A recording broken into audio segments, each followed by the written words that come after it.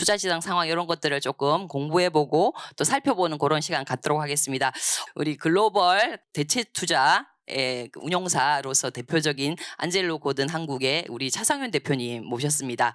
네, 네 모실 거고요. 그다음에 저희 이제 상업용 부동산의 뭐 최고 전문가라고 할 수 있고 지금 한 거의 500회에 가까운 팟캐스트를 하시면서 정말로 모더레이터로서 너무나 훌륭하신 인사이트를 가진 우리 서울 프로퍼티 인사이트 SPI의 고병기 편집장님 이 두 분 모시고 글로벌 대체 투자 시장의 진화라는 주제로 파이어 사이드 챗을 하도록 하겠습니다. 한국말로 하면 노변정담 되겠습니다. 네, 두 분 모시겠습니다. 박수로 맞아주십시오. 안녕하세요. SPI 고병기 편집장이라고 합니다. 오늘 좀 정제해서 40분 정도 얘기를 해보도록 하겠습니다. 저희가 대체 투자 시장의 진화라는 어떤 제목을 달았는데요. 이제 뭐 협회랑 포럼이랑 그리고 대표님들 이제 소개를 그러니까 같이 해보자는 제안을 받고, 근데 이제 약간 대체 투자라는 게 이 프로테크와 가깝기도 하지만 다소 거리가 멀게 느껴지기도 하거든요. 어떻게 하면 여기 계신 분들한테 조금이라도 도움이 될 수 있을까 이런 생각을 가지고 주제를 정했고요. 뭐 사실 이제 대체 투자 아까 뭐 배석훈 대표님께서 잠깐 설명을 해달라고 하셔가지고 다들 아시겠지만 저희가 보통 이제 주식 채권을 전통 이 자산이라고 하고 또 그 주식 채권과 다른 대체 투자 영역이 있는 건데 유동성이 없는 자산이기도 하고, 제일 큰 기관인 국민연금을 예를 들어서 말씀드려 볼게요. 이 국민연금의 기금운용본부가 있는데 그 안에 보면 그러니까 투자 조직이라는 게 이제 주식, 채권, 부동산, 그러니까 대체 투자 이렇게 나눠져 있습니다. 근데 대체 투자 안에는 보면 부동산가 있고 또 인프라가 있고 PE 영역이 있는데, 어떻게 보면 여기 계신 분들은 그런 PE 영역에서 이 투자를 유치하고 이렇게 하는 거고 그렇게 볼 수 있을 것 같고요. 그리고 사실 이제 저는 멀다고 느끼지는 않는 게 요즘 보면 이제 부동산 자산 운용사, 대체 투자 운용사들이 글로벌하게 보면 이런 프롭테크 펀드를 많이 만들고 있습니다. 그 이유 중에 하나가 사실 이제 그런 부동산의 어떤 자산 가치를 높이는데 이런 기술이 필요하고 또 기술을 접목하겠다 이런 생각을 많이 하고 있기 때문에 한국에는 아직 그렇게까지 이제 활발한 것 같지는 않아요. 물론 이제 큰 운용사라든지 디벨로퍼들이 이제 그런 투자도 하고 여기 또 와 계시지만 이제 그런 움직임들이 점점 늘어날 거라 생각하고, 그런 측면에서 이렇게 안젤로 고든, 그리고 지금은 TPG 안젤로 고든인데요. 이 TPG 안젤로 고든과 같은 글로벌 탑티어 운용사가 어떤 생각을 가지고 부동산 투자를 하는지, 대체 투자 시장을 바라보는지를 들어보면 좀 도움이 될 것 같습니다. 일단은 소개 먼저 좀 부탁을 드릴까요? 대표님 소개 감사합니다. 먼저 부탁드립니다. 네. 차상윤이라고 합니다. 그리고 저는 지금 현재 안젤로 고든 아시아의 한국 대표를 맡고 있고요. 그리고 또 이 아시아 투자의 또 포폴리오 매니저를 또 맡고 있습니다. 그래서 저는 안젤로 고든에는 이제 2006년에 입사를 했고요. 그리고 한국 사무소를 세팅하고 또 다른 아시아의 또 지점들도 또 세팅을 맡아왔고요.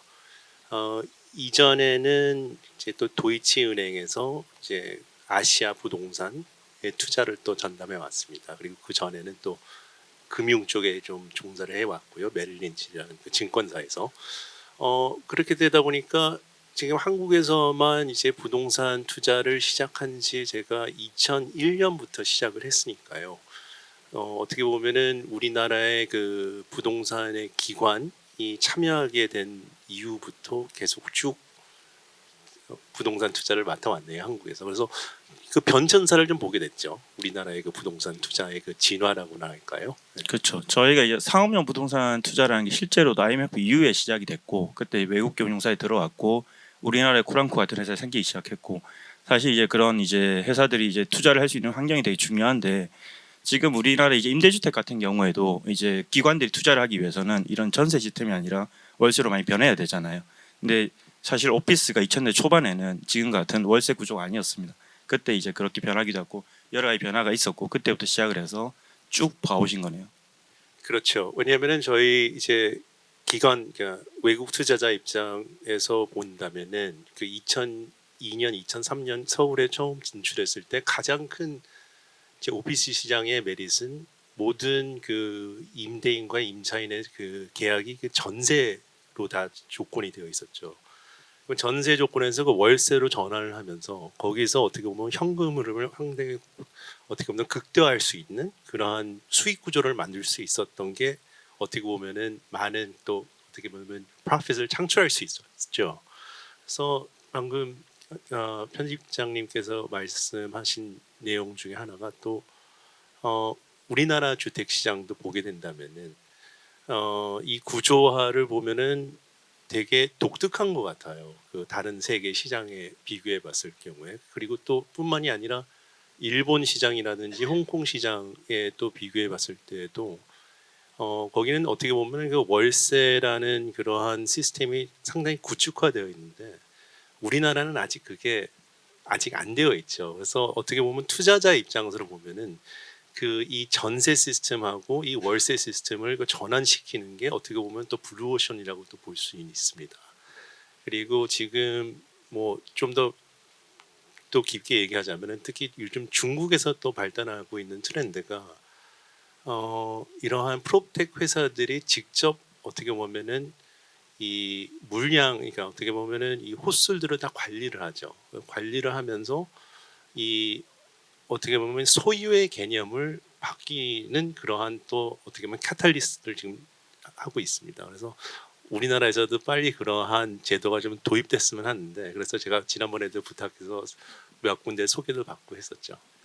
실제로 이제 여기 이제 저도 방금 오다가 이제 예전에 만났던 여기 동고동락 대표님 만났는데 한 몇 년 전에 팟캐스트 녹음한 적이 있거든요. 일단 좀 뭐 뿌듯하긴 하더라고요. 어려울 텐데 몇 년 동안 계속 사업을 이어온다는 자체가 되게 대단하다 생각하고, 근데 그게 이제 왜 제가 좀 그분이 눈에 띄었냐면 요즘에 이제 외국계 운용사들이 임대주택을 많이 봅니다. 실제로는 투자까지 이어진 사례는 많지 않지만, 근데 실제 이제 그러면 어떤 포인트에서 많이 보냐고 했을 때 그 전세 월세 전환한 전환율 이걸 되게 유심히 보는 것 같고요. 그리고 또 오퍼레이터가 생겼다는 점에서, 물론 지금 각각의 오퍼레이터들은 보면 상당히 어려운 상황에 처해 있는 것 같긴 해요. 여러 가지로 이제 사업을 확장하기도 힘들고 또 인력의 문제도 있고 여러 가지 이슈가 있지만, 어쨌든 그 오퍼레이터들도 보면 요즘에 합종 연행을 통해 가지고 또 다른 돌파구를 마련하는 모습을 볼 수 있거든요.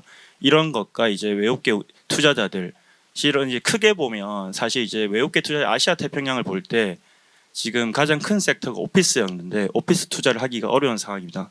그래서 사실 그 대안으로 또 주거를 많이 보고 있는데, 한국은 이제 주거가 월세 시스템이 없기 때문에 일본을 많이 보고 있지만 또 이제 앞으로 이렇게 한국도 그런 변화가 일어나는 어떤 전환기에 있다고 생각을 하거든요. 그래서 실제로 대표님이 소개를 해달라고 하셨고 1시간 정도 그때 미팅을 했는데 상당히 이제 흥미를 많이 가지시더라고요. 어떠셨나요 그때? 그렇죠. 근데 되게 그 좀 아쉽죠. 어떻게 보면은 그 우리나라의 그 월세 시스템이 아직 그 어떻게 보면 뭐 영어로 표현하자면은 아직 월세 시스템이 좀 그 아그리게이션, 그러니까 맘앤팝, 그러니까 주로 개인들이 지금 주로 어떻게 보면은 다 관리를 하고 있지 않습니까? 어떻게 보면 시스템이라든지 아니면 기업화가 되어 있지 않고. 근데 그러한 제도들이 어떻게 보면 좀 기업화되고 그리고 어떻게 보면 좀더 기관들이 좀 더 많이 참여를 했으면은 저는 제가 보기에는 저 어떻게 보면은 그 상품성도 더 좋아지고 그리고 또 어떻게 보면은 그 더 수익도 더 많이 나올 수 있는 구조일 것 같은데 저희도 많이 찾고는 있어요. 그러한 어떻게 보면은 뭐 플랫폼이라든지 아니면은 그런 회사 아니면은 그런 투자 상품을 찾고는 있습니다만은 그렇게 저희도 많은 그 챌린지가 있네요. 그 왜냐면은 그렇게 또 많이 하는 곳도 이렇게 없고 하기 때문에. 원래는 저희 이렇게 해서 그 한 주제로도 한 1시간 2시간씩 얘기를 하거든요 대표님. 근데 오늘은 좀 엄숙한 자리인 만큼 좀 끊고 순서대로 좀 진행을 하겠습니다. 그 안젤로 고든 소개를 이제 부탁드렸다가 이제 중단을 했는데, 제가 왜 소개를 부탁드리냐면 여기도 이제 많은 분들이 기업을 하고 계시잖아요. 근데 안젤로 고든은 사실 이제 한국에 진출한 외국 회사 중에 좀 독특한 면이 저는 있다고 생각을 해요. 왜냐하면 많은 회사들이 이제 한국에 진출을 하죠. 뭐 작년에도 블랙스톤도 들어왔고 또 최근에 하인즈라든지 뭐 TC원 같은 회사들 많이 들어오는데, 이게 이제 이렇게 안젤로처럼 뭐 15년 이상 매년 꾸준히 한국에 투자한 회사는 거의 없거든요. 근데 이런 점이 사실은 상당히 강점이긴 합니다. 왜냐하면 투자자의 투자를 할 때는 결국은 그 사람이 바뀌느냐 마냐도 되게 중요하게 봐요. 여기 이제 스타트업 많이들 하실 텐데 회사를 하면 이제 하다 보면 회사 자체가 어려울 수도 있고 시장이 안 좋을 수도 있잖아요. 그때마다 사업 계획이 바뀌고 이렇게 조직이 와야 되면 당연히 투자자는 신뢰를 하기 힘들 거라 보거든요. 근데 안젤로 고든이 제일 장점 중에 하나가, 대표님 2006년부터 계셨지만 사실은 이제 블랙스톤의 지금 김태래 대표가 이제 안젤로고든 출신인데 그분도 같은 해 합류를 해가지고 블랙스톤이라는 회사에 가기 전까지 계속 있었어요. 지금 안젤로고든 핵심 멤버들도 거의 뭐 이렇게 수년간 같이 이렇게 있거든요. 그런 부분들이 상당히 중요한 부분이고 이걸 포함해서 안젤로고든의 역사를 한번 간단하게 한 5분만 드리겠습니다. 일단 뭐 일단 그 88년도에 일단 설립된 어떻게 보면 대체 운용사고요. 그리고 이제 미국에서의 그 부동산 투자는 이제 92년서부터 시작을 했고요. 그리고 그러한 이제 발단으로 이제 아시아 쪽에 저희가 2005년도에 진출했고요. 그리고 그 이후로 이제 유럽에도 저희가 이제 2010년 경에 진출했습니다. 주로 회사에 좀 다시 좀 더 쉽게 설명하자면은 그 회사 일단 대체 운용사라는 그러한 명칭을 갖고 있는 회사인데 편집장님께서도 얘기했습니다만은 이 대체 운용사는 유동성이 없는 자산을 투자하는 것을 이제 대체 운용사라고 하는데 저희의 주로 이 비즈니스 구조를 보게 되면 이제 개별적인 이제 펀드를 설립을 해서 그 펀드가 이제 또 개별적인 이제 투자건들을 이제 물색을 해서 투자를 해서 그 투자를 해서 나온 실적 그 어떻게 보면 이익을 저희 투자자들에게 다시 돌려주는 그게 이제 가장 그 쉽게 말하면 그 비즈니스 모델입니다. 근데 주로 이제 저희의 그 투자자들 아니면 저희 고객들은 주로 이제 큰 기관들이겠죠. 뭐 아니면 대학 재단들이라든지 아니면 뭐 기업의 재단들이라든지. 그래서 그 자금들을 운용해서 저희가 이제 투자를 해서 이익을 실현해서 다시 돌려주는 그러한 비즈니스 모델을 갖고 있습니다. 그래서 아시아 쪽에서도 저희가 계속 꾸준히 어떻게 보면 2005년도에 진출해서 저희가 투자하는 시장은 이제 한국, 일본, 그리고 중국, 홍콩 이렇게 투자를 하고 있습니다만은 그렇게 투자를 해서 저희가 투자해서 회수하고 다시 이제 펀드를 설립하는 과정에서 저희가 5차 펀드를 지금 설립해서 운용을 하고 있습니다. 그래서 저희가 이제 섹터로 보자면은 이제 섹터의 분포를 보자면 이제 오피스가 가장 큰 분포를 갖고 있고요. 저희 펀드의 계정을 보면 한 30%에서 한 40%가 오피스, 그리고 한 30%에서 한 40%가 요즘 이제 물류 쪽을 좀 저희가 많이 투자를 하고 있습니다. 그래 나머지 한 15에서 20%가 어떻게 보면 주거 아니면 리테일 아니면은 호텔 쪽을 바라보고 있습니다. 네, 이 한국에서 이제 투자한 것 중에 좀 눈에 띄는 자산이 명동에 가면 이제 그 하이드파크 명동이라는 이름을 붙였는데 옛날에 KB 국민은행 명동 4호기였어요. 상층부에 이제 스탠포드 호텔이 있고 1층에 애플이 있어가지고 되게 유명한 애플 스토어 있는 건물이고 그리고 펜트하우스 청담이라고 옛날에 이제 그 청담동에 오래된 호텔인데 그거를 이제 한국에서 제일 비싼 주택이죠 아마 지금 그 주택을 이렇게 투자를 했던 사례가 있고요. 그리고 이제 한국은 아니지만 최근에 보니까 이런 게 있더라고요. 홍콩에 이제 호텔을 하나 인수하셨는데 보니까 위버리빙이라고 이 코리빙 오퍼레이터랑 같이 이렇게 그 밸류에드를 가치를 높이시더라고요. 사실은 이제 이런 사례를 보면 이제 뭐 언젠가는 또 안젤로 한국에서도 이런 임대주택 같은 형태의 투자를 할 때 여기 또 있는 그런 오퍼레이터와 같이 손을 잡고 할 수도 있을 것 같아요. 그렇게 원하고 있죠 저희가. 네. 네.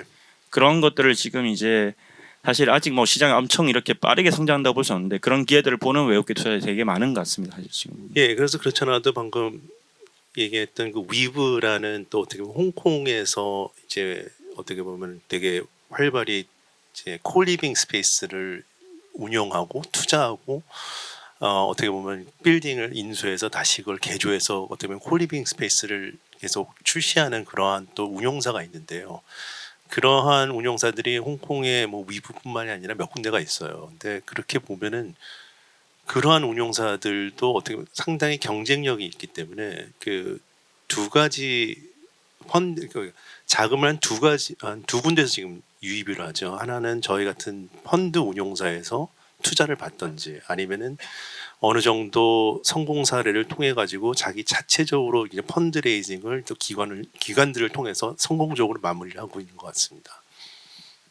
이게 이제 위버리빙은 참고로 한국에도 진출해 있습니다. 올해 이제 초에 들어왔고 지금 이제 위버리빙 같은 경우에는 여기 아시는 분들 있을 텐데 사모펀드 중에 워버그 핑커스라고 있습니다. 이 회사는 사실은 이제 아시아 태평양 지역에서 이제 부동산 자산에 투자하는 게 아니라 플랫폼 투자로 되게 유명한 회사예요. 유명한 회사인데 한국에도 이 회사가 투자한 플랫폼들이 몇 개 있습니다. 이제 ESR 캔달스퀘어라고 이제 물류센터 투자에 특화된 회사가 있고요. 또 이제 스토어허브라고 아마 요즘에 강남이라든지 이런 마곡 쪽에 가 보면 여의도도 있고요.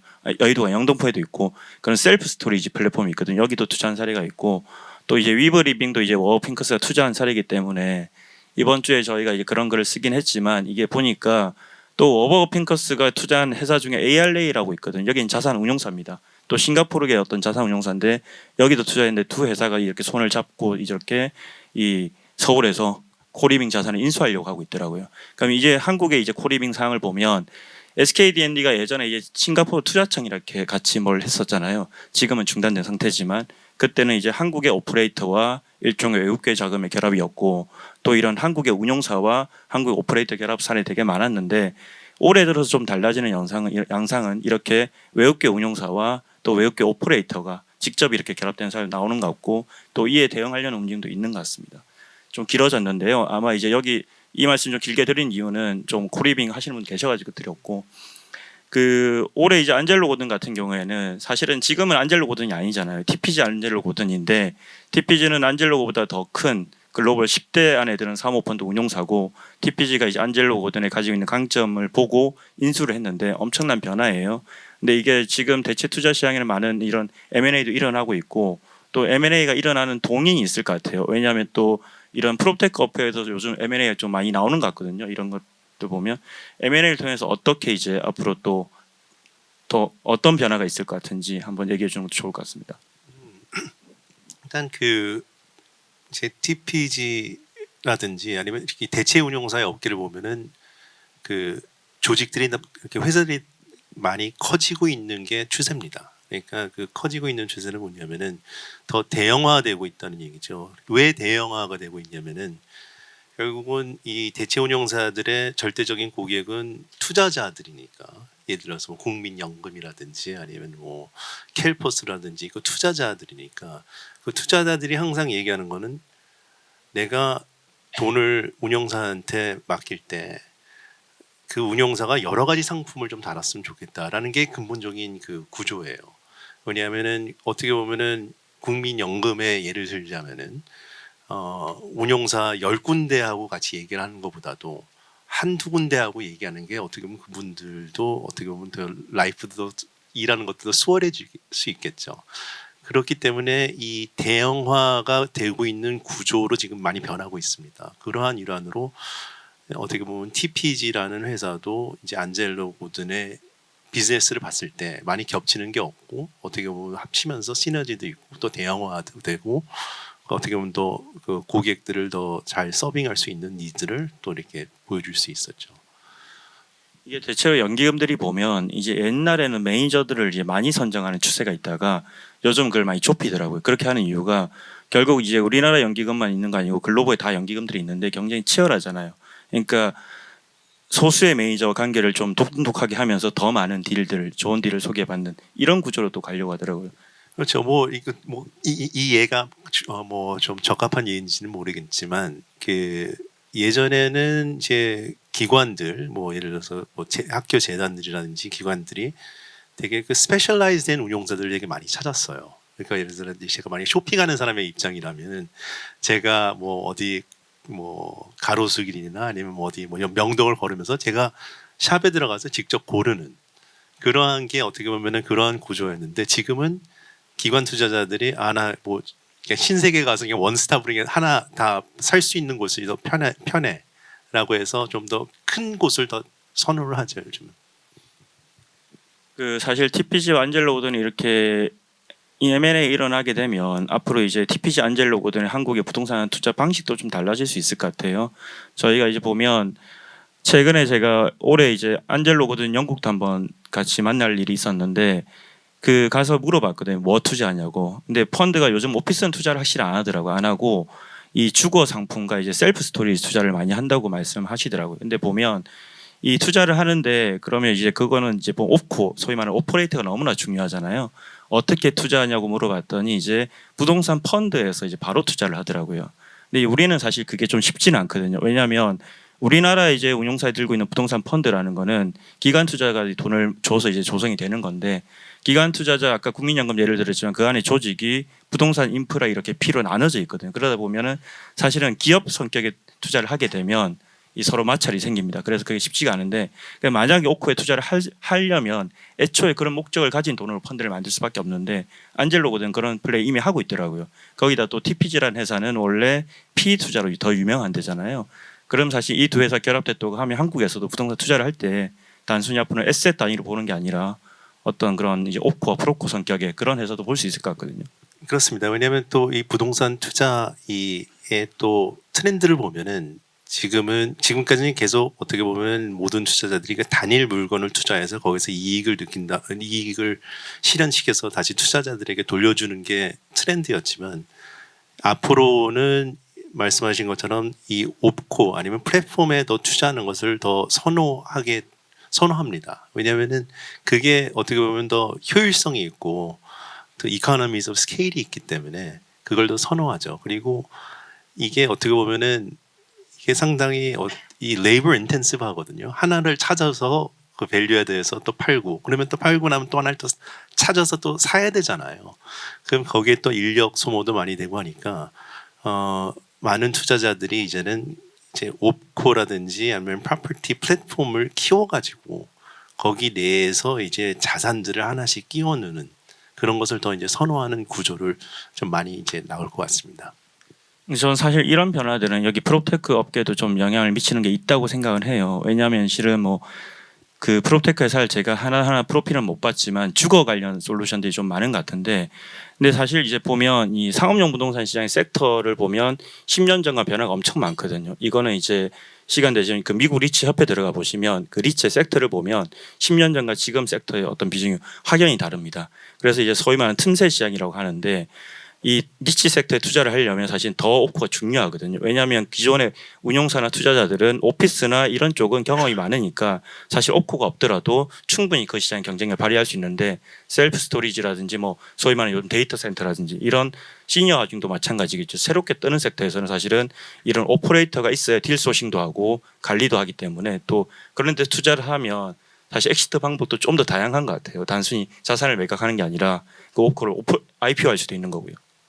그렇죠. 근데 또 여기서 한 가지 또 중요한 거는 그 이제 옵코는 계속 옵코로 계속 가야죠. 근데 이제 옵코가 또 자기의 그 자체적인 펀드를 또 만들어서 투자를 하게 된다면은 또 어떻게 보면 저희 같은 투자사하고 또 경쟁 상대가 되기 때문에 그거는 좀 민감하긴 합니다만은, 저희는 옵코 이 비즈니스 모델을 상당히 그 이제 좋게 보고 있습니다. 왜냐하면은 그래야지만 그 계속 딜소싱도 되고, 그리고 전문성도 키우고, 그리고 또 어떻게 보면 비용에 대한 효율성도 있고 하기 때문에 그게 앞으로 제가 보기엔 한 5년, 10년간 안에 가장 큰 투자 트렌드가 되지 않을까 싶어요.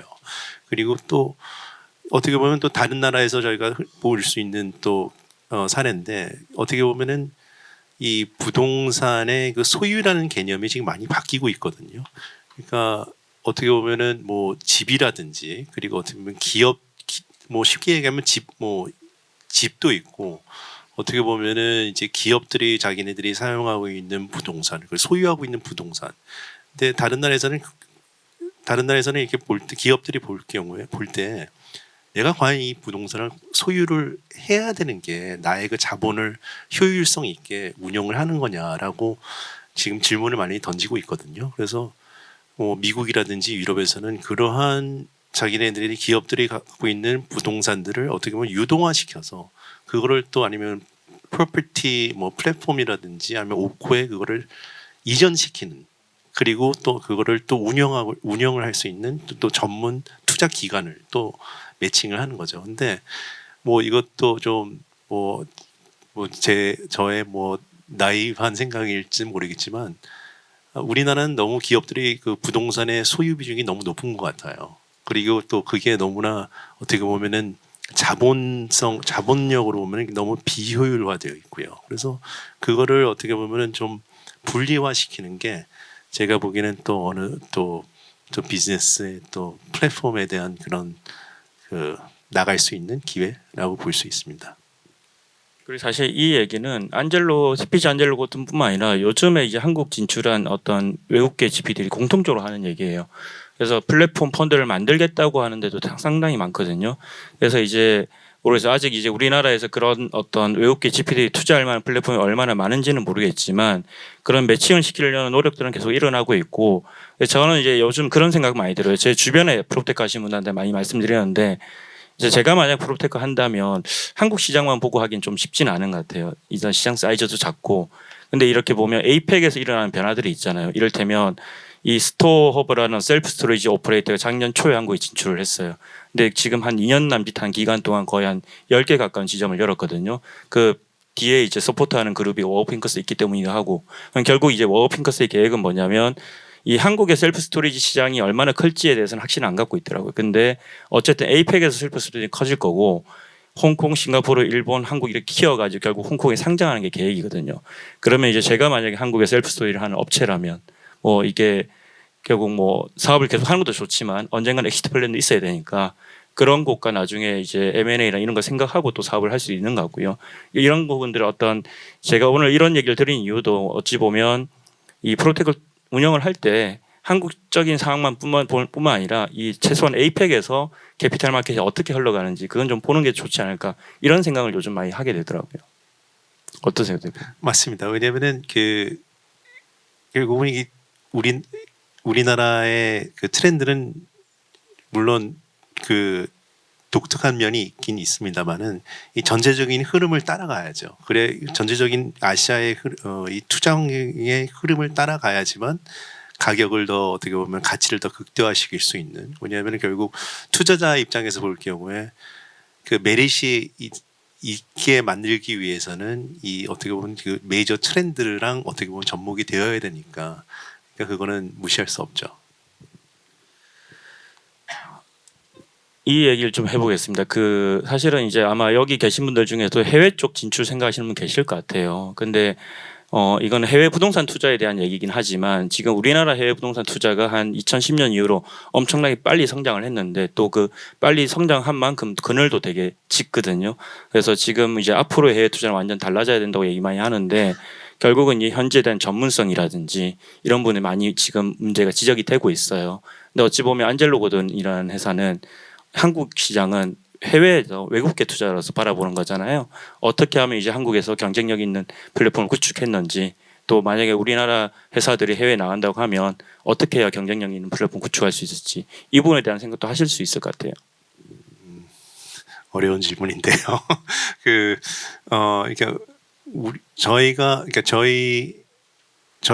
이제 한국에 들어왔을 때의 그 예를 보자면은 일단 그 투자할 때 저희는 항상 그 뭐든지 투자를 할 때 그 양면이 있잖아요. 그러니까 뭐 좋은 면도 있고 나쁜 면도, 그러니까 안 좋은 면도 있는데 저희의 좀 보수성이 좀 짙어서 그런지는 모르겠지만 저희는 항상 그 투자를 할 때 왜 안 될지를 먼저 좀 고민을 많이 하거든요. 그래서 왜 안 될지, 그리고 안 되면은 어느 정도 손실이 날지를 되게 고민을 많이 해요. 그래서 그러한 그 어떻게 보면은 뭐 투자 철학에 의해서 손실을 되게 좀 줄일 수 있었죠. 계속. 그래서 계속 그 투자를 계속 지금까지 지속해 올 수 있었는데, 저희 나라 투자 기관들이 해외에 만약에 진출을 하게 된다면 말씀하신 것처럼 좀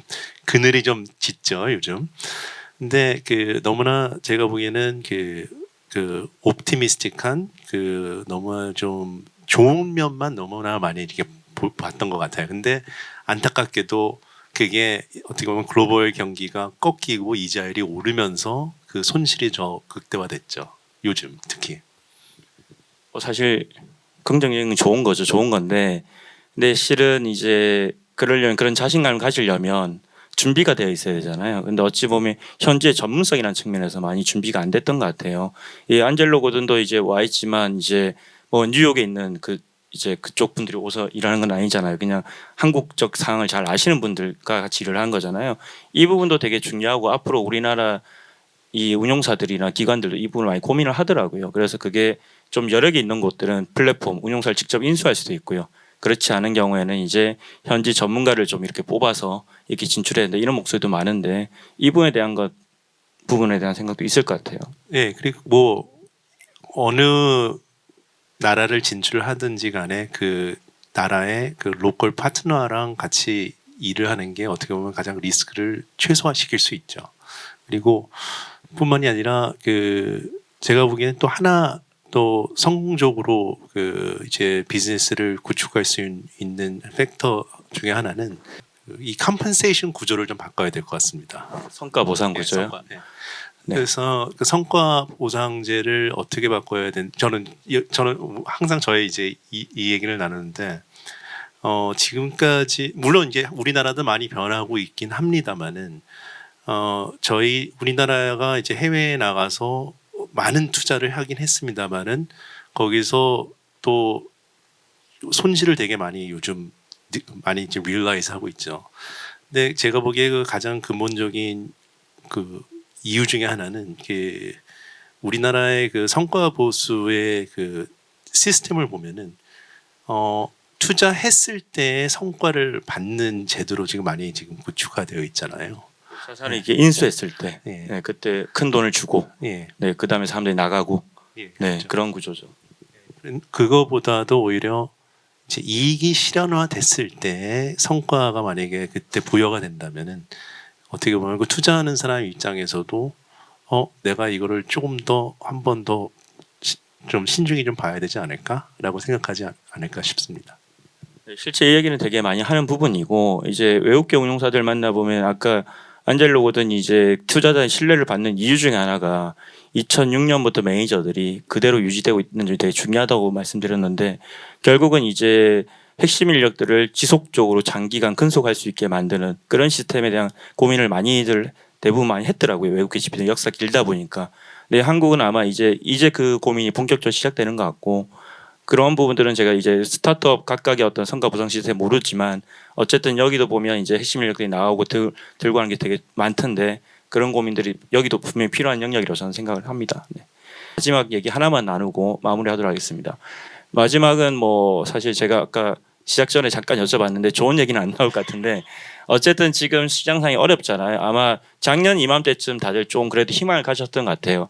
이맘때쯤은 아마 이런 연말을 아무도 상상을 안 했겠죠. 근데 지금 되게 어려운 상황인데 근데 얘기를 지금 대체로 나눠보면 내년을 더 어둡게 많이들 보시는 것 같아요.